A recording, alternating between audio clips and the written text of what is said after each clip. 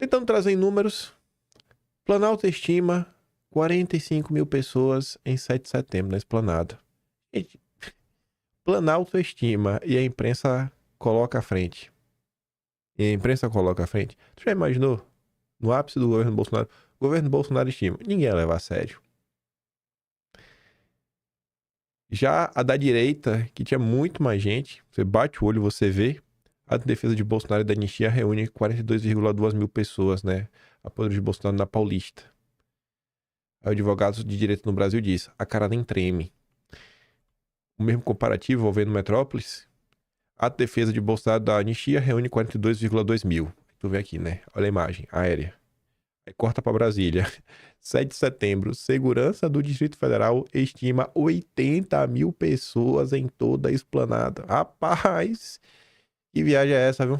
Mas tudo bem. A Secretaria de Segurança Pública do Distrito Federal somos 45 mil em área do Palácio do Planalto, com 35 mil em região de responsabilidade do Distrito Federal. Enfim, né? Você vai duvidar? Vamos trazer para números onde o mesmo grupo resolveu quantificar a direita e a esquerda, né? Que é a turma lá do Pablo Hortelado do Sebrap. E aqui você vê duas imagens, né? Essa daqui teve que dar zoom no pessoal, essa daqui é bem de longe. E a Globo, né? Já até noticiou. Muita gente ficou pega assim de surpresa, né? O Vinícius falou: nem a Globo consegue omitir que o apoio à anistia é maior que o apoio às condenações. Essa fotografia irá para o mundo. Direita bolsonarista leva mais militantes às ruas no 7 de setembro que a esquerda. Apoiadores de Bolsonaro pressionam pela anistia enquanto manifestantes identificados com Lula defendem discurso pró-soberania nacional. Aí você ainda não tem números, né? Mas beleza, a mesma Globo trouxe aí. Direita reúne 42 mil na Paulista, enquanto a esquerda leva 9 mil à Praça da República. Só que a direita estava na Paulista, a direita estava em Belo Horizonte, a direita estava em Juiz de Fora, a direita estava no Paraná, a direita estava em Santa Catarina, lá em Florianópolis, a direita estava no Rio Grande do Sul, a direita estava no Brasil todo, em diversas regiões, estava em Copacabana. E a esquerda estava onde? Ali, um aglutinado mínimo lá em São Paulo. Apoiadores de Bolsonaro pressionam pela anistia, enquanto manifestantes identificados com Lula defendem discurso pró-soberania nacional. Aí vem a Natuza Neri, com toda a desonestidade dos jornalistas da Globo ontem, falar, né? Olha, se a gente pegar as manifestações de quando Bolsonaro era presidente da República, sobretudo a do 7 de setembro de 2021, é uma redução drástica. Talvez porque Bolsonaro não pode ir. A gente vê um declínio desse apoio dentro da própria base bolsonarista. Tem que olhar, né, o que é o momento que está se passando, o cerco do regime. Mas adianta explicar? Não adianta. É aquela típica fala que você vê que claramente o único grupo político desse Brasil que coloca pessoas nas ruas é a direita bolsonarista, com frequência, mas não vale de nada. Não vale de nada. O sonho de qualquer grupo político brasileiro era ter o mesmo engajamento da direita bolsonarista. Sonho. Queriam eles. O Lula cresceu sendo um líder sindical. As pessoas o respeitavam por isso. Não coloca ninguém na rua. A direita vai lá, faz a parte dela, tira a onda. Não, pouca gente. Não tem nenhuma relevância, não tem isso, não tem aquilo outro. Você tem quase 3 anos completos aí de quando começa a confusão, né? Vamos pegar do 8 de janeiro pra cá. Não tô nem falando da queimação que a Globo fez ao longo de todo o governo Bolsonaro, mesmo antes, da direita. Mas você pega nesses 3 anos de governo Lula, toda essa perseguição da imprensa, criação de narrativa atrás de criação de narrativa, e você vê que Bolsonaro ainda segue firme e forte como líder incontestável da direita brasileira. Mas, assim, acabou. Segundo a Natuza Neri. Forte aqui, né? É o Lula. É o campo da esquerda no Brasil. Poder 360 colocou aqui uma foto aérea. Você olha aqui, né? A única coisa em verde e amarelo que tem é uma faixa aqui, pequenininha. Quando você compara com outras, né? Você vê aqui com Bolsonaro na cadeia, uma mão aqui, um povo. Esse aqui é do MTST. A amarela parece um nada. E tem esse guarda-sol. Aí tá aqui, ó. Esquerda fracassa ao tentar incorporar verde e amarelo em ato. Políticos fizeram apelos para resgatar símbolos nacionais, mas vermelho predominou em manifestação no centro de São Paulo. Parabéns pela tentativa do resgate do verde e amarelo. Na próxima vez, tentem desenhar para a militância aprender. O pior é que eu acho que o militante petista ele nem tem o que levar.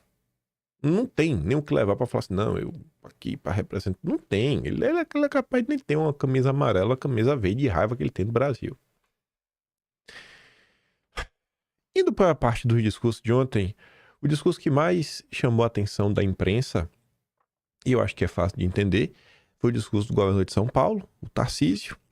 Ontem, pela primeira vez, acho que na história, o Tarcísio citou o Moraes publicamente, fez críticas diretas ao mesmo, inclusive o chamando, acho que de tirano, ou ditador, deixa eu ver. Ditador, acho que também chamou de tirano também. Mas enfim, e aí obviamente foi notícia, né, e tudo mais.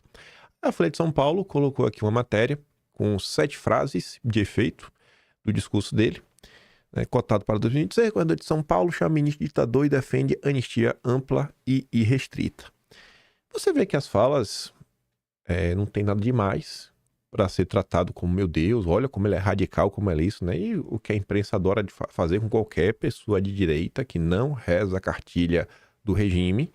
Seriam falas que em um país onde o Estado democrático, o direito realmente existe, sim, de boa, né? Estaria no preço. Em um momento, Tarcísio fala assim, ó, agora a gente está assistindo ao julgamento, a história sendo reescrita. A esquerda viveu de narrativa a vida toda, o tempo todo. A esquerda procurou reescrever a história. Vejam, eles dizem que eles foram responsáveis pela luta pela democracia. Justamente eles que assaltaram bancos, que praticaram atentados, que cometeram, né, tiraram vidas e que se beneficiaram da anistia. Aqueles que gritam sem anistia foram beneficiados pela anistia. Tem alguma coisa demais nessa fala? Nada. Tem algum motivo para a imprensa reclamar? Acho que nenhum. Só fez uma pequena retrospectiva histórica para mostrar a hipocrisia da esquerda. Aí vem, essa aqui incomoda, porque essa aqui, né, falou algumas verdades que são muito incômodas. Como é que vão condenar uma pessoa sem nenhuma prova? Eles têm uma única delação de um único colaborador que mudou a versão 6, 7 vezes em 3 dias sob coação. Essa delação vale para alguma coisa? Uma delação mentirosa? Essa opinião é do Tarcísio ou essa opinião também já foi exposta pela própria imprensa? A Veja publicou alguma matéria nessa nota. Gente, vocês lembram que, assim, não deve ter, acho que tem 2, 3 meses, o Brasil parou com aqueles vazamentos de mensagens lá do advogado do Marcelo Câmara, que estava conversando com o Cid, aí revelou, né, algumas coisas, até áudios no meio da história. E aí, o resultado disso foi que o advogado do Marcelo Câmara virou alvo de um inquérito. Então, assim, de boa também, né? Aí vai. É por isso que a gente está aqui para defender a anistia. É por isso que a gente está aqui para dizer para o Hugo Mota, paute anistia. Qualquer brasileiro não pode defender também uma agenda, uma pauta, colocar para frente. Não sei também porque a imprensa ficou escandalizada com isso. Aí aqui eu acho que é o ponto. Aí, ó, tirania. Não chamou de tirano, falou da tirania. Por que é que vocês estão gritando isso? Talvez porque ninguém aguente mais.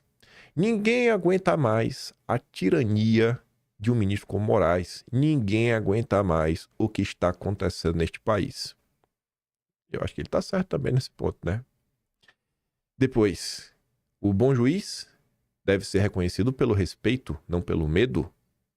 Deve ser reconhecido pela aplicação correta das leis. Se toda a trama, todo o enredo, toda a narrativa foi construída em cima de uma delação mentirosa, se não tem uma ordem, se não tem um texto, se não tem um áudio vinculando Bolsonaro ao 8 de janeiro, não tem nada que o ligue, é tudo muito frágil, muito tênue, como que nós vamos admitir uma condenação? Por isso que ninguém admite, né? Porque todo mundo está comentando que é um jogo de cartas marcadas, é uma inquisição. Não vamos aceitar a ditadura de um poder sobre o outro. É isso que precisamos fazer, é isso que nós precisamos defender. Chega do abuso, chega. E por fim, nós não vamos mais aceitar que nenhum ditador diga o que a gente tem que fazer. Não há mal que dure para sempre e o bem sempre vence o mal. Você vê como falas de pessoas, né, que têm a caneta, políticos, senadores, governadores, acabam por repercutir na imprensa. Eu acho que essas falas do Tarcísio é o que grande parte das pessoas esperavam dele, assim, nas últimas semanas. A gente vai falar mais sobre isso. Mas vejam, toda vez que um político, né, de envergadura abre a boca, querendo ou não, vira notícia na imprensa. Pessoas vêm, repercute, é manchete, é aspas. Por isso que os políticos eles têm que sempre comentar, têm que pontuar as coisas. É muito importante, eu acho, na minha concepção, que os políticos que se colocam como aliados de Bolsonaro, eles deviam ser PhDs no processo da trama golpista. E o que eu digo em ser PhD? Eles deveriam conhecer não o processo de Bolsonaro, porque isso é pouco. Essas pessoas, na minha concepção, elas deveriam entender todo o enredo que vem desde 2019, quando começam as primeiras narrativas na imprensa de direita jacobina, quando começa a vir aquele pessoal que começa a desembarcar do bolsonarismo, que começa a acusar o bolsonarismo de ser uma coisa e outra, que você vê que foi tudo planejado, verdadeiramente planejado. Aí você fala assim, dá pra provar que alguns grupos abandonaram o barquinho de forma planejada por puro interesse eleitoreiro? Dá. A Vaza Jato. Muita gente acha que era só sobre o Moro, Deltan Dallagnol. Você sabia que o MBL aparece na Vaza Jato? Quais as conversas que o MBL tinha? Inclusive sobre o desembarque.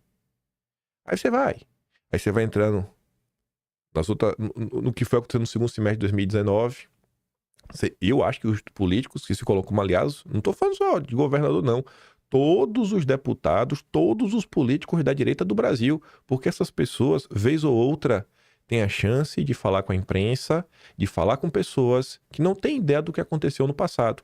Então, saber muito bem o que foi a CPMI das fake news, o papel do antagonista, o blogueiro de crachá, porque aquela matéria foi um divisor de águas.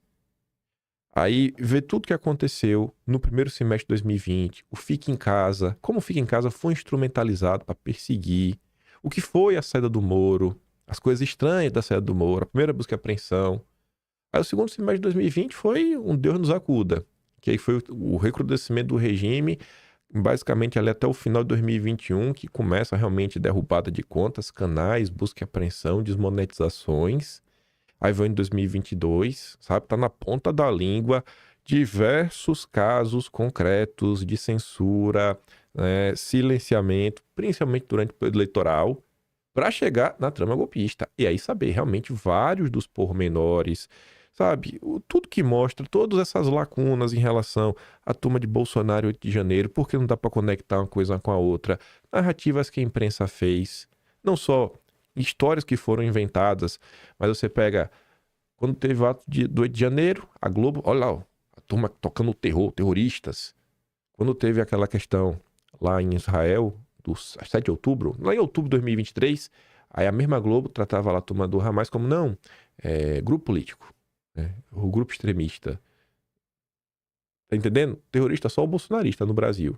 E entendendo esse processo, como foi a coisa do Cid, da própria prisão, da narrativa, qual foi o papel do Metrópolis? O que o Rodrigo Rangel, que trouxe o Guilherme Amado para trabalhar no Platô, fez, requentando nota da Folha de São Paulo? Cara, conhecer essa história, para nesses momentos poder contar. Ou vai em podcast, mas tu fica de boca aberta. Eu acho que é a obrigação mínima de toda a classe política. Porque vocês, cidadãos comuns, quando vocês falam, não repercute na imprensa. Vocês, cidadãos comuns, não são convidados para irem para podcasts e falar para fora da bolha. Vocês falam com a fora da bolha, mais do que todo mundo, são os mais esforçados, e são vocês que falam com as pessoas que não se conectam nas redes sociais para acompanhar a política. No máximo recebe uma coisa ou outra por WhatsApp e você, no local de trabalho, na igreja, né, sei lá, na loja, na cabeleireira, na manicure, no futebol no final de semana, são vocês. Aí vamos lá. Por conta aí dessas falas do Tarcísio, tanto em relação à tirania e à ditadura, o ministro Gilmar Mendes achou que precisava responder ao governador de São Paulo. E aí o Gilmar Mendes fala assim, ó, no dia da independência é oportuno reiterar que a verdadeira liberdade não nasce de ataques às instituições, mas de seu fortalecimento. Isso não faz o menor sentido, né?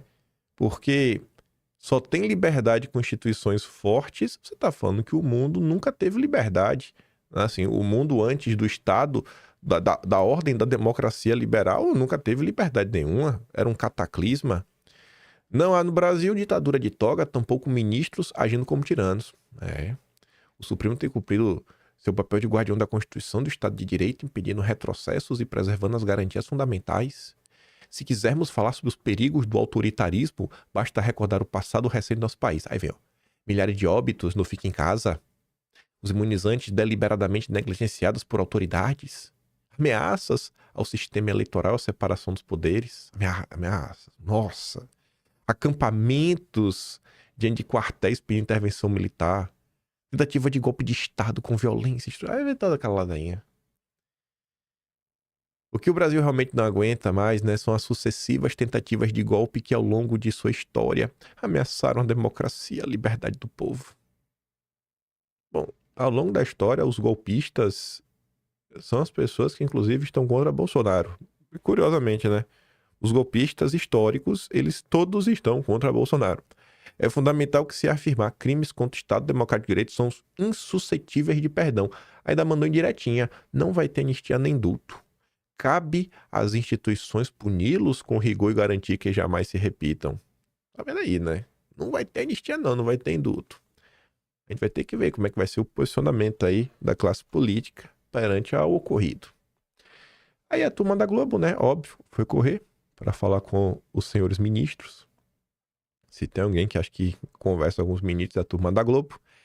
Aí tem duas notas que você vê que tudo indica que os jornalistas da Globo ambos conversaram com os ministros, deve ter conversado entre si, porque é um resumo da outra. Um é do Thiago Bronzato, assim, ó, análise. Ataque de Tarcísio Moraes deixa ministros do Supremo indignados e é visto como fora do tom institucional e pode dinamitar pontes importantes. Pontes importantes para quê mesmo, né? Boa pergunta. Na avaliação integrante da Corte, o governador de São Paulo caiu na tentação de pagar uma fatura com o ex-presidente Jair Bolsonaro. Aí só um resumo, se tu quiser tu vai lá ler na íntegra. O ministro do Supremo disse ter sido surpreendido com a postura de Tarcísio porque ele é o, aspas, o governador de São Paulo, assim mesmo, em letras maiúsculas, né? Deve ser pelo WhatsApp. E não estava atentando na prateleira de bolsonaristas radicais, como Nicolas, Silas Malafaia? Outro integrante da corte destacou que, ao fugir do tom institucional, o chefe de Estado paulista caiu na tentação de pagar uma fatura para conseguir apoio de Bolsonaro para ser ungido como principal candidato da direita nas eleições de 26. Outro magistrado, ou seja, a Globo falou com 3 nas últimas horas, lembra que Tarcísio sempre buscou contato com o ministro do Supremo e fazia questão de cultivar uma boa relação com membros da corte, mas que depois desse ataque, o governador de São Paulo pode ter dinamitado pontos importantes com a cúpula do Poder Judiciário. Aí vem a Bela Megali. No mesmo horário, né? Ambas as matérias são das 4h de hoje. Ministros avaliam que Tarcísio vai pro tudo ou nada. Ao atacar o ministro. Ali. Na avaliação de ao menos 3 ministros, né? 3. Tarcísio ultrapassou limites institucionais ao chamar Moraes de ditador e tirano.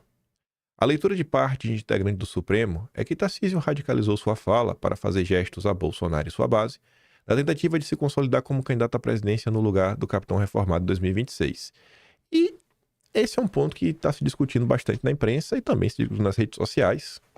Pessoas também estão comentando essa guinada. É inegável que o Tarcísio realmente deu uma guinada no discurso. O Tarcísio não é... né, não segue esse tom naturalmente. Primeiro eu vou trazer aqui um comentário do Eric. Peguei na rede social, mas acho que eu concordo com mais de 90% da visão aqui do Eric sobre os fatos. Eric falou o seguinte ontem, né? Na última manifestação, a ausência dos governadores ditos democráticos não passou desapercebida. Eles não foram, né? Não estiveram ao lado de Bolsonaro naquele momento crucial. Poucos dias depois, sobreveio sua prisão, o que para mim soou como retaliação direta do regime, uma resposta imediata ao fato de ver o maior líder da direita brasileira no palanque, ainda que sem aqueles que chegaram ao poder graças ao seu apoio. Nada me convence do contrário. E se alguém pensa diferente, confesso, invejo a sua certeza. Hoje, assistimos o governador Tarcísio elevar a voz, ocupar o centro do palco e brilhar em um palanque desprovido da presença de Bolsonaro. Conveniente demais, né? Talvez. Não quero ser imprudente em minhas conjecturas, mas é difícil ignorar a impressão de que sua performance foi calculada. Sobretudo, evocar até mesmo o nome de um ministro já sancionado por violação de direitos humanos, né? Difícil ignorar essa impressão que pode ter algum cálculo nesse discurso. É verdade, falou em anistia, isso é um alento. Quero crer que isso seja fruto da pressão popular das redes. Pensar o contrário seria admitir que o tema está sendo tratado como mera moeda eleitoral e nesse tipo de estratégia prefiro não me comprometer. O que eu desejava no fundo era simples: ver Bolsonaro livre na Avenida Paulista, podendo se manifestar. Não queria ter visto a sua esposa Michelle em lágrimas, tampouco seu filho Eduardo impedido de sequer dirigir-lhe a palavra.